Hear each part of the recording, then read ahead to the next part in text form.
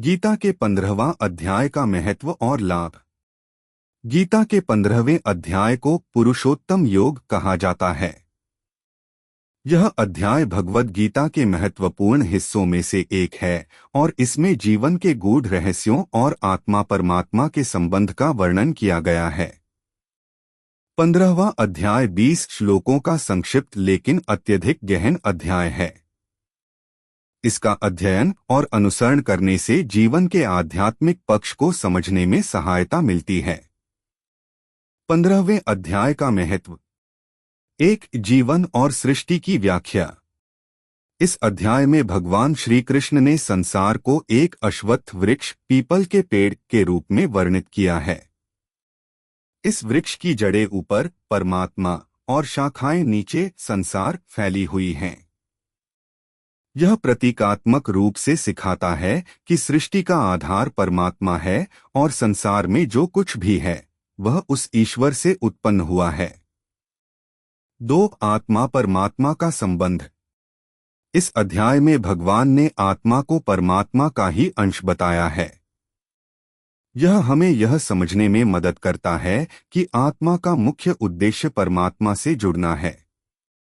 3. माया से मुक्ति का मार्ग।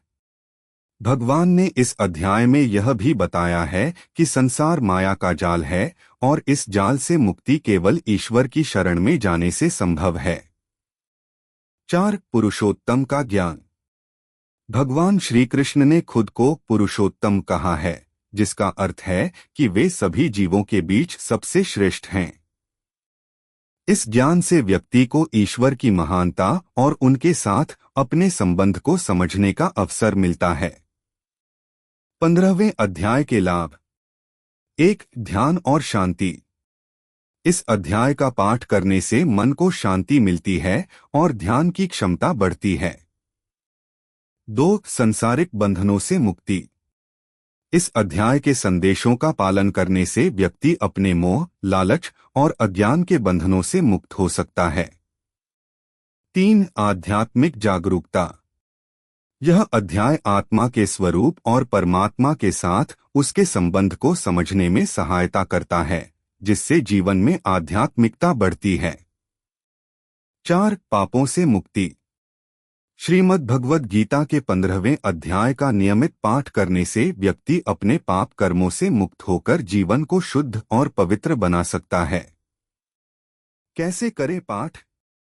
सुबह के समय पवित्र मन से गीता के 15वें अध्याय का पाठ करें। पाठ से पहले और बाद में भगवान श्री कृष्ण की प्रार्थना करें। इसका अर्थ समझने का प्रयास करें और इसे अपने जीवन में उतारें। निष्कर्ष। गीता का 15वां अध्याय एक ऐसा मार्गदर्शक है जो जीवन को सन्मार्ग पर ले जाता है। इसका अध्ययन न केवल जीवन के अर्थ को समझने में मदद करता है, बल्कि परमात्मा की शरण में जाने का मार्ग भी प्रशस्त करता है। इसे नियमित रूप से पढ़ने और इसके उपदेशों का पालन करने से जीवन में सुख, शांति और मोक्ष की प्राप्ति होती है।